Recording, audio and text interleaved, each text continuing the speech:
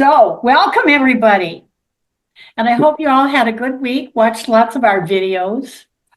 Of I course. watched them. And let's go. All right. Great. Who's got a question? Looks like John. Hey, John. Hi. So actually, I was reviewing both your Everyday Warfare series, and then I was also listening to biblical quotes, just Jesus speaking. Mhm. And then I noticed, of course, I've read the Trump time travel series, and somewhere there's a Bible quote saying that, at the end of time when everyone's, and things are disastrous, which I kind of, yeah, I mean, there was a case to be made for that. But it sounds like it sounds a lot more hellish in the Bible. So I'm wondering, did you have you investigated that, and do you think there's any, the Bible maybe was changed? Go figure. Could that possibly happen? All right. Let me say back to you what I think you're asking. Okay. Okay. We all know in this group that the second coming and the rapture are two totally different events, years apart from each other. So you're specifically talking about the second coming, which is basically the end of the world, what we call Judgment Day, when Christ returns, his second coming, and he is here to judge the wicked and basically according to First Peter 3:10, I believe, this whole system is going to be destroyed by fire. So that's what you're talking about, right? The end of the world. Yeah. Okay. And you're asking me if I've looked into I guess the veracity of those verses that talk about the cataclysmic devastation that's going to be happening during those days. Yeah, if you've looked into it, or if you have, how you square that with the end of times. I don't know, maybe there is a big battle that's supposed to happen, or it sounds a lot worse in the Bible. It sounds like we're all in for a pretty miserable ride. I mean, those of us who are staying behind Right. here. Yes, that's my understanding, that it will be quite the miserable ride. However, I think because those who are staying will be sealed by the seal of God, and that is a layer of protection. I think of Luke 10:19 when I think of that seal, this is a paraphrase of that verse, sort of a paraphrase. Believe it's kind of like Luke 10:19b, and it is, I have been given power over all the abilities of the enemy, and nothing shall by any means hurt me. I think we who stay will be operating underneath that protection. We're gonna be taking them down left and right, basically, John. We anticipate a rough go, though. We have some ideas. As you know, I'm convinced that George Lucas, who did Star Wars, is a starseed, and one of the things he's working on right now is the Lucas Museum in Los Angeles. And that museum, I'm being showed through comms that this museum is like a distraction, because George is actually going down and building tunnels for us. We don't want to be in their tunnel system. So I know everything I say sounds crazy. I know that. But Nancy and I really believe, based on the comms I've received, that George Lucas will be providing tunnels for the saints and the starseeds beneath the surface, of course, during the Great Tribulation period. There's another thing to think about during that time as well. And right at the end of time, when Jesus comes back and it's Judgment Day, and you think of all the horrific things we go through during the Great Tribulation, but we get to see the justice on all those evil beings that we've been dealing with. I should think there would be a certain level of satisfaction in just getting to observe all that. Well, plus, just the spectacular sight of Christ Yeah. coming in the clouds, and then all these people who have been in Abraham's bosom, they're the martyrs. They're the people who have already died for Christ. They're going to be coming up, and we're all the saints, the star seeds. We're going to be like taken like right out of our bodies, I guess, and up there with Christ. And then these other people who are already out of their bodies will be all up there. So it's like this big, huge spiritual army, us plus all the hosts of angels who are the angel armies. It's going to be the most epic thing. It's like the people who go to the New West, they're going to have a great life. No doubt about it. But the people who stay here, they're going to be talking about this till forever. Jetson, what's the purpose of being unsealed? Like, what would be the purpose of lifting the seal at the end of the Great Tribulation? Right. Now, Morgan, Waze had her hand up for a bit. Can I come back to your question? Absolutely. It's All right. okay. It's okay. Really? Okay. This is Since where we're on I'm the same talking. topic. It was just on the subject This is matter good. that This is good. you're Great talking question. about. Great question. Yeah. The New Testament Revelation actually says that at some point the seal will be lifted from those of us who are sealed, and the enemy will be given power to kill us. Yeah, what's the purpose of that? It might be, Morgan. Remember, I said we'll come out of our bodies. It might be that that's how we come out of our bodies, is that we're killed. Uh-huh. And that might be how we're all gonna, get up there in the clouds. Okay. I was just wondering, that's the only part in this scenario that's a little disturbing. It is a little disturbing, isn't it? However, this things that I go through, I'm always thinking about the Great Tribulation and wondering what it might be like and trying to kind of piece it together in my mind, what we'll be needing to do and all that. But one of the things I know about physical pain is that when the body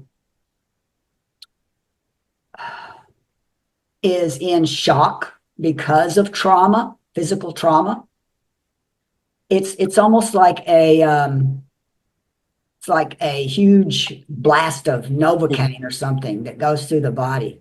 Yeah, it's dissociation, and there's like a compartmentalization of the experience, so that you kind of take a reference point outside of your body and you observe what's going on kind of from a distance. So you're not like personally, like directly involved with it. You observe what's going on, but there's a kind of a numbing part that you don't directly take on the emotional reaction. You see it more from an objective perspective because you're just witnessing it. You're not reacting to it so much. Yeah. That's very much what they speak about in the Roman days when the Christians were thrown to the lions in the Colosseum. And the Romans took great joy in putting them in there because they were very curious why these people just almost with a level of comfort went to their death. Oh yeah, I remember in the Roman days. And it fits very well with what you all have just been saying about, you reach some level of neutrality that it's like you don't even feel it. Yeah, I think it's called a godsend. there's that story too of I believe it was what's his name? The one who was stoned to death. Yeah. Philip, not Philip. I Uh, can't remember. His name escapes me right now, but I think Stephen. yeah, Stephen. Stephen. I call him Stephen. Yes, yes.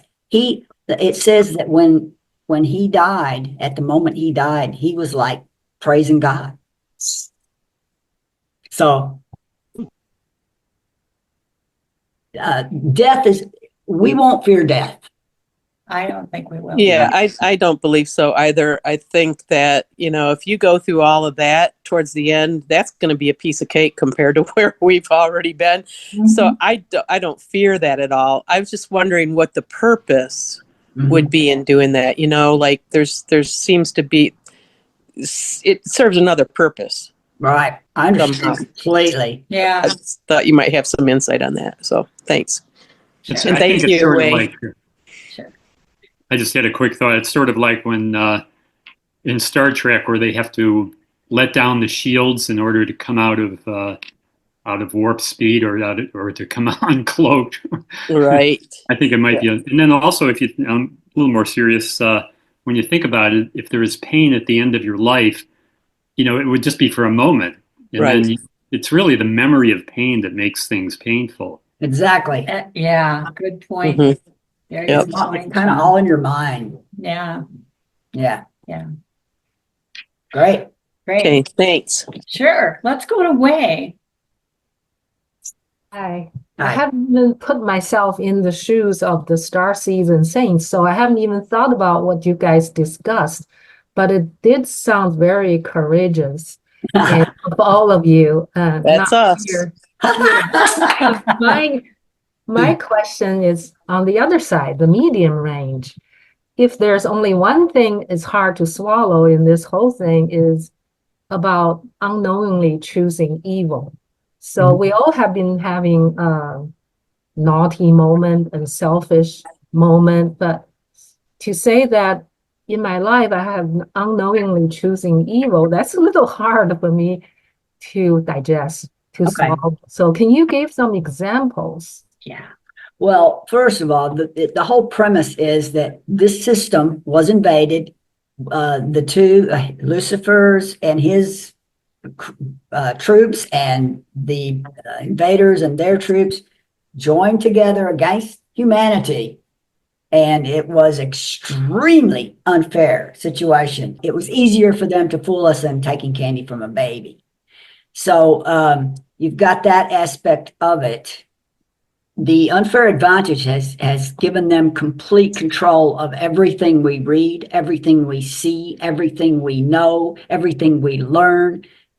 Keep going, you could everything. So we humans have been ruined. Humans are not, human nature is not to be um, uh, violent. Human nature is not to be like, they always say, oh, well, it's human nature. No, it's what's being programmed into humans. Humans, the reason they can do all this is because we're human, because we have a soft spot. We have compassion. That's the true humanity that God created, is a compassionate being, a compassionate being.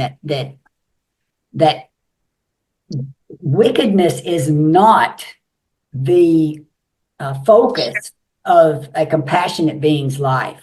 But these people have programmed us to be everything wicked. And what has happened is the ability to discern good from evil.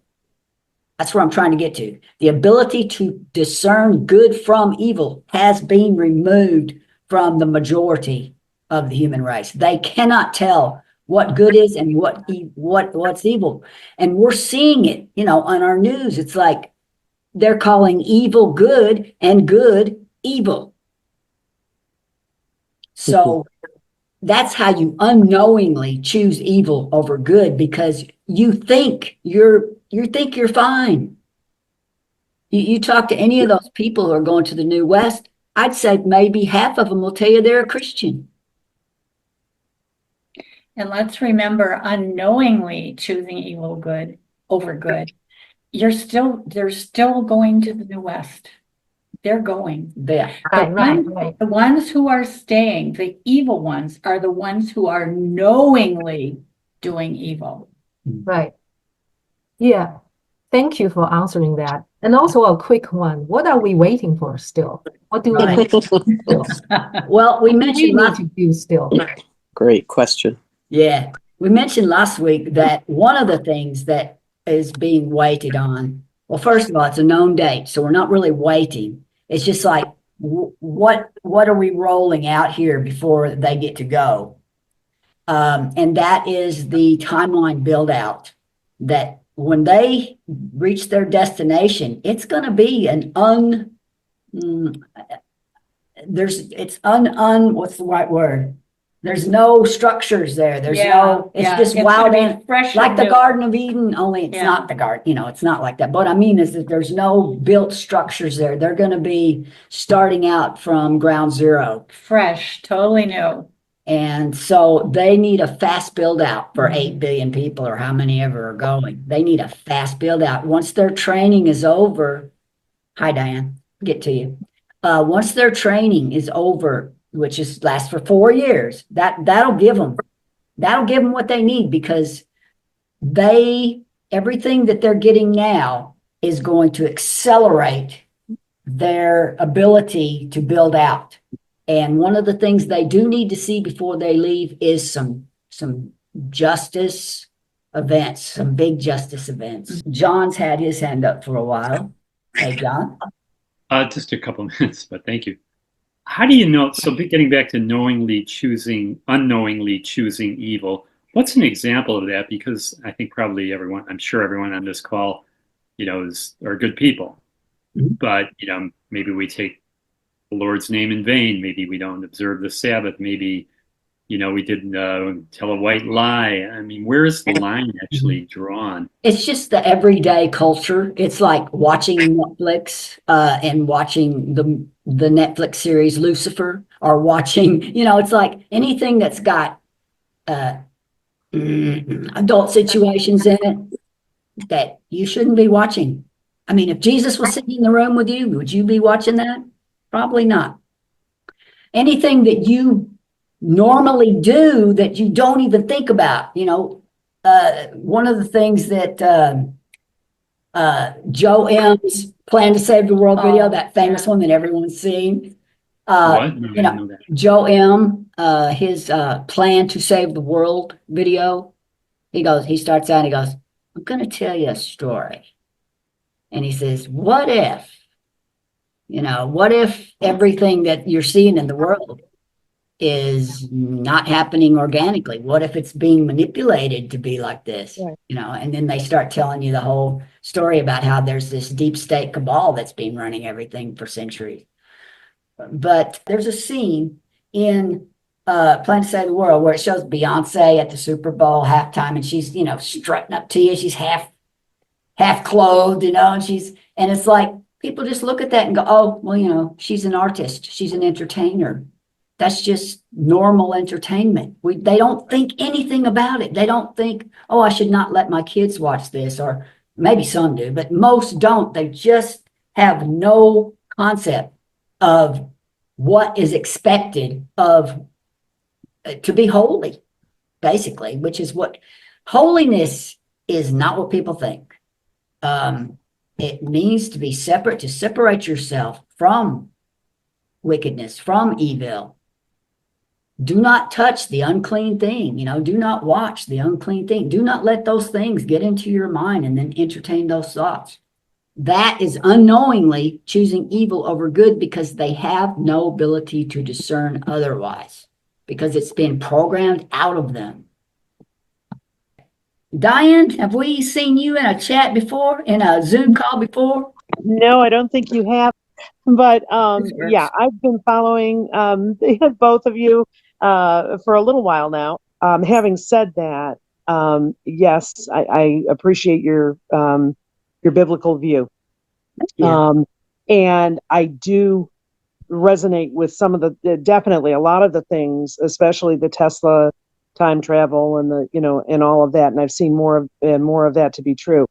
Having said that, I don't fully understand the idea of the star seeds. I have followed your series on that, so I have an inkling of an idea. I don't really know how we know or if we're going to, um, uh, know for sure whether we're a star seed or whether we're here to the end, or whether, maybe our being here means we are the likely ones to be behind when the rapture occurs. Thank you, Diane. I'll get back to your question. Sure. But I want to go ahead and get with Morgan and see what she's got. Morgan? So you said that those in New West need to experience justice. And, from my perspective, I see justice as those who have, violated others being brought to accountability. If all the evil ones are not in New West, how are they going to experience justice? Oh, I'm talking about here and now. Before the rapture event, I'm not saying they're going to see justice as in, Jesus coming back and judging the world. What I mean is they need to see some justice events around what's coming out in the news now. It's just that before they go, that should have those justice events embedded in their Here experience. now. I see. Okay. I thought you meant the ultimate justice in terms of, this 3D reality would be met out in New West, but doesn't sound, it's just their awareness. They're going to be brought to awareness Right. of these things and how it's dealt with there is Right. going It's to like be. it will give them some closure, because after they get out of the light chambers, after the 3-day journey in the light chambers, and they come out of there, they'll have their memories of what happened here. They need those memories, because their main thing they're going to be studying for 4 years, how to protect, preserve, and pass on the liberty that they almost lost. And so if they have some justice events already embedded in their experience, they're going to go, oh yeah, okay, we saw that happen there, and that's our closure with Earth. Got it. Okay. Ready to move on to the next. Thank you for that clarification. Mm-hmm. All right. Now, I saw iPhone, or Michael with a hand. Yeah. up. I just had a quick question. Oh, okay. You said on last week's episode, you said the ancestors are here. Who exactly are the ancestors? I didn't say that. I don't know who the ancestors are. Oh, okay. I thought you said the ancestors were here. I don't talk about the ancestors. I don't even know who they are. Right. Okay. That's why I was kind of curious. Okay. Now back to you, Diane. You're asking about how can you tell if you are a starseed? We just put the link for the Starseeds playlist in the chat box for those of you who I'll review that again. Right. Yeah. And playlists, by the way, are probably the most efficient if you're trying to, keep up with everything. That's the most efficient way to watch the videos, because almost every video I do, there's too much information for one, so it ends up being some kind of a series. So there's a playlist that go along with it. So starseeds. Now, as everyone knows, I've got a very unique idea about what a starseed is. And can a starseed be a female? Would be the first question based on what I said last week, which it's the 144,000 males. Got it. Right? But what I was told is that there can be some female starseeds here, because what these Jesus redeemed them. They went to heaven. They went into training, and they've been being trained for centuries. They're well trained. They made what's called a soul contract with a human. And that contract was that at a certain point, that person would let the starseed take their body. And they would go to Abraham's bosom as like a reward. One of the assignments they have before they come into this body that they've contracted with is to be that person's guardian angel. And then at a Right. certain point, which lies like between 2012 is probably where it started. I like to go up to 2015, but since I don't really know, I'll give it some extra play in there. But let's say the person had to come in before the people leave, before the beings leave. And so a swap happens. Usually the most common way for a swap is a near-death experience, like on a operating table or something, Okay. because the body has to be completely zeroed out when this exchange happens. And when the body dies for, a minute or more, it's zeroed out. It's neutral, no charge. So the person can come out and go to Abraham's bosom, and they can come in and become and have that like as a suit, a human suit that they can wear in order to carry out their mission prior to the rapture and then after the rapture. Okay. And some of them, of course, would be women. Right. Oh, I never got to that. I'm sorry. And what I was told is that even though all the starseeds were boys, when they made their choice for who they wanted to contract with, they could contract with a female. The whole Okay. the whole idea for the choice was who would be most likely to be able to succeed in their mission, in their assignment. Okay. So there That are makes good female sense. starseeds, and it's completely different. Now, why are they called starseeds? I want to throw that in, because that's a word that it's like it doesn't exist really in the human language, in the English language. Okay. So starseeds, there are some scriptures that allude to the idea that angels are stars, and of course the Stargate, that is heavenly tech. That's two angels that come together and let a spark gap, fire of God come between them, and they become this Stargate, and they can travel. But so angels are stars, can be Okay. stars, or stars can be angels. Yeah. And I knew that part. And Good. angels are just as these humans who go to the New West, they will be, because they're back to 0 point, they will be evolving. They will be like ascending as they're in this chamber. And when they come out, they'll be higher in evolution than they were before they got in. All right. The same, every realm is upgrading right now. So when those people go, they're going to upgrade to like I call it a 3 to 5D state, depending on the person. They choose where they want to live. Do they want to live 3D or 5D? They can choose that. And then the angels, the angelic race is also upgrading. So the star seeds, what that means is they are here having these human experiences in a human body. That's the angels have never had that experience. See, in a human body. And so this particular group of 144,000 are going to be the catalyst for the upgrade of the angelic realm, the angelic race, rather.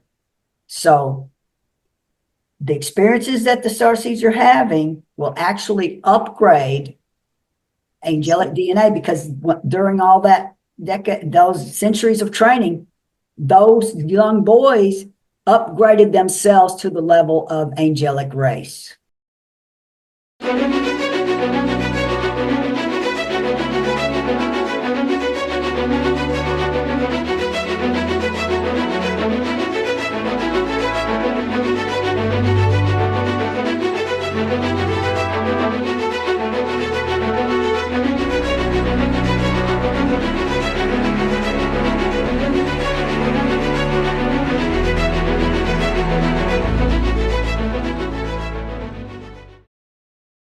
The last of my question. Will others, necessarily know where everybody ended up? They'll get it during the journey, in the light chambers, because they're going to have a movie playing in their mind while they're traveling for those 3 days. And that Right. movie is the true history of Earth. Right. Hi, Totally. let's get way.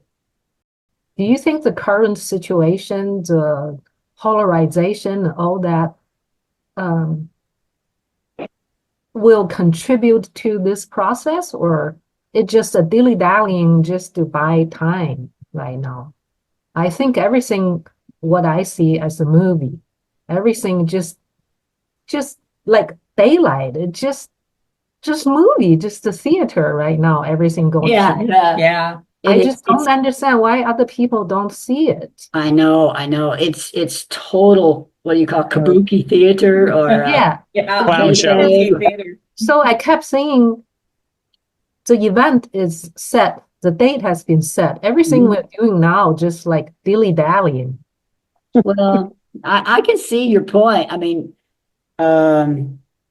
I've been feeling very restless lately. Like, even Yes. though there's so much going on every day, Trump is, solving Yeah. this and doing that and getting this done. And it's like so much good news and winning. But yet I find that I am just as restless as all get out. Like, when is this going to end? Right. Maybe this is what Trump was talking about when he said, you're going to get tired of winning. Oh, okay. Everything seems like calms now. Right. See calms everywhere. Look, one of the things Trump has been saying since it wasn't called State of the Union, but his address to Congress that he made recently was, he says, I could stand up here and I could have the cure to every disease. And he's basically saying, there's nothing I can say that would make any of these people here on this side of the aisle Wow. hear or feel happy about what I'm doing, and today I was just thinking about that and I was realizing that that's just one more confirmation of how ruined this system is. Yeah. And how unredeemable the wicked are. They're just, oh my gosh.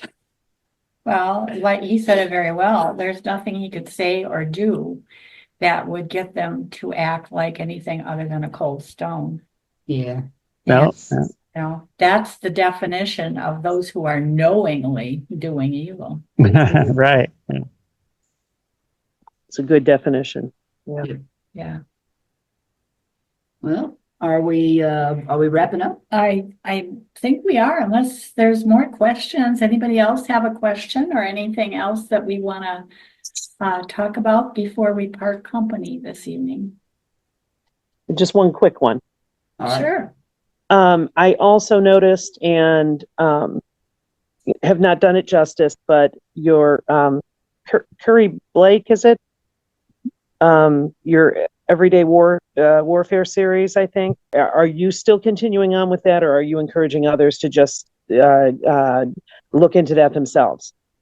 Well, when you say continuing on, do you mean that we're going to have more workshops on it? Or Well, that, and you are doing it yourselves as well. I'm just Oh, yeah. interested. Okay. And yeah. Yeah. And the other, certainly I'll be paying attention if you are. I didn't expect it. she and I are an ecclesia council, and whenever we see something that needs to be addressed, We address it. we sit down and Okay. it takes about an hour to do one decree and do it properly. But it's really great when you start seeing the results, and I think Morgan can attest to that. Indeed. Yeah, big show off. I That's just great. when you approach it with the right energy and you're very specific, there's no chance of failure.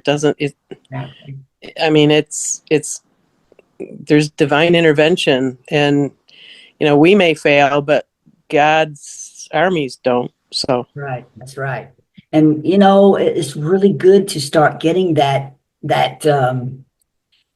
sense about just yourself in general, that yes, you're just talk about Operation Wildcard. Look at me, I'm like the littlest guy in the whole group, and I'm the one that's going to take them all down.